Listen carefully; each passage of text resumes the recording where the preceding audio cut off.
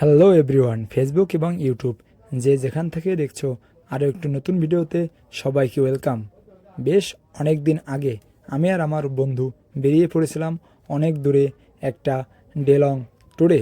গন্তব্যস্থলটা ছিল বেশ অনেক দূরে, তাই আমি আর আমার বন্ধু সকাল সকাল উঠে আমরা রওনা দিয়ে দিলাম। ইতিমধ্যেই আমরা শাহপুর বাজার পার হয়ে সোজা শোলগতিয়া ব্রিজে এসে আমরা একটা ব্রেক দিলাম। এইখানে আশেপাশের পরিবেশটা ছিল খুবই সুন্দর এবং মনোমুগ্ধকর, আর এই ব্রিজের মনোমুগ্ধকর দৃশ্য উপভোগ করতে দূর দূরান্ত থেকে অনেক দর্শনার্থী ভিড় করে বিকেল বেলাতে। ব্রিজের দৃশ্য বেশ কিছুক্ষণ উপভোগ করার পর আমরা সাইকেল নিয়ে চলে আসলাম চুকনগর বাজারে। এইখানে এসে আমরা কিছুক্ষণ ব্রেক দিলাম এবং একটু চা পানি পান করে নিলাম এইখান থেকে। চুকনগরের ব্রেক শেষ করে আমরা আবারও বেরিয়ে পড়লাম আমাদের গন্তব্যস্থলের উদ্দেশ্যে।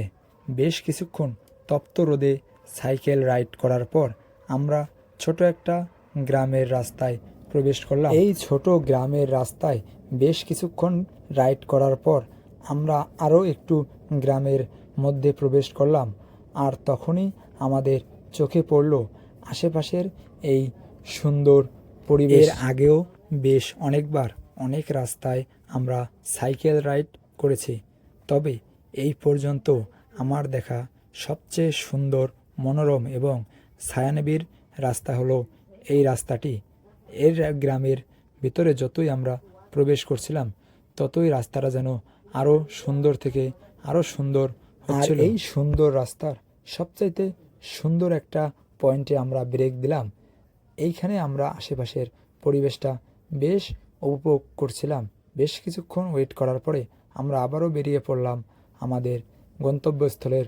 বেশ কিছুক্ষণ রাইড করার পর আমরা চলে আসলাম সুন্দর একটা মসজিদের সামনে, আর এই মসজিদের আরেকটু সামনেই আমাদের সেই কাঙ্ক্ষিত গন্তব্যস্থল। হ্যাঁ, আজকে আমাদের গন্তব্যস্থল ছিল মাইকেল মধুসূদন দত্তের বাড়ি ও জাদুঘর। আর এই মাইকেল মধুসূদন দত্তের বাড়ি যশোর জেলার কেশবপুর উপজেলার সাগরদাড়ি গ্রামে অবস্থিত।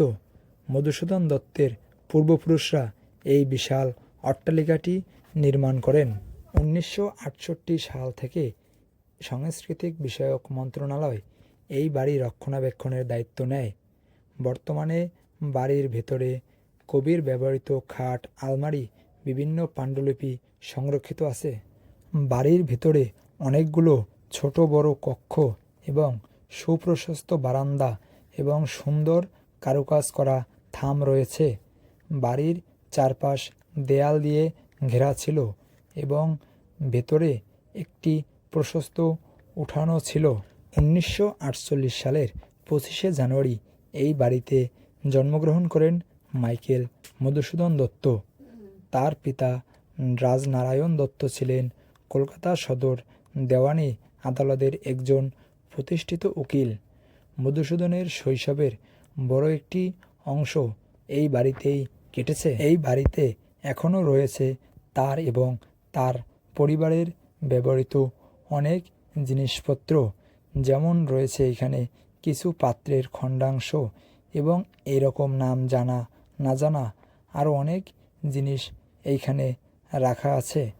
কবি মাইকেল মধুসূদন দত্ত যখন উচ্চশিক্ষার জন্য কলকাতায় পাড়ি জমান এবং পরবর্তীতে 1843 সালে তিনি খ্রিস্টধর্ম গ্রহণ করেন এবং তখন তার পরিবারের সাথে সম্পর্কের টানাপোড়েন তৈরি হয়। ধর্মান্তরিত হওয়ার পর তিনি আর স্থায়ীভাবে এই বাড়িতে থাকতে পারেননি, তবে 1862 সালে তার স্ত্রী হেনরিয়েটা এবং সন্তানদের নিয়ে একবার জাহাজ যোগে সাগরদাড়িতে এসেছিলেন, কিন্তু তার পরিবারের আপত্তির কারণে তিনি মূল প্রাসাদে প্রবেশ করতে না পেরে নদীর পাড়ে একটি তাঁবুতে অবস্থান করেছিলেন। আর কবির ঠিক বাড়ির পাশেই রয়েছে সেই নদটি, আর এই নদটির নাম হলো কপোতাক্ষ নদ। কবি এই কপোতাক্ষ নদ নিয়ে একটি কবিতাও লিখেছিলেন, আর কপোতাক্ষ নদ কবিতাটি বাংলা সাহিত্যের অন্যতম শ্রেষ্ঠ একটি সনেট বা চতুর্দশপদী কবিতা। আর এটি কেবল একটি কবিতা নয়, এটি কবির জন্মভূমির প্রতি গভীর মমত্ববোধ এবং স্মৃতিকাতরতার এক অমর দলিল। কপোতাক্ষ নদ হলো একটি সনেট। সনেট হলো 14 লাইনের কবিতা, যার প্রতিটি লাইনে 14টি করে অক্ষর থাকে। সেই কপোতাক্ষ নদ আর আগের মতো নেই, বেশ অনেকাংশই নদীটি মরে গিয়েছে। তো কবির জন্মস্থান ঘোরাঘুরি ভিডিওটি এই পর্যন্তই রাখছি।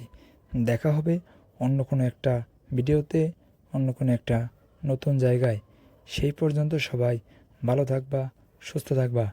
আর ফেসবুক থেকে দেখে থাকলে পেজটি ফলো করে দিয়ে যাবা এবং ইউটিউব থেকে দেখে থাকলে চ্যানেলটি সাবস্ক্রাইব করে দিয়ে পাশে থাকবা। তোমাদের একটি লাইক কমেন্ট আমাকে আরও নতুন ভিডিও বানাতে অনেকটা উৎসাহিত করে। দেখা হবে অন্য কোনো একটা নতুন ভিডিওতে, নতুন কোনো একটা জায়গায়।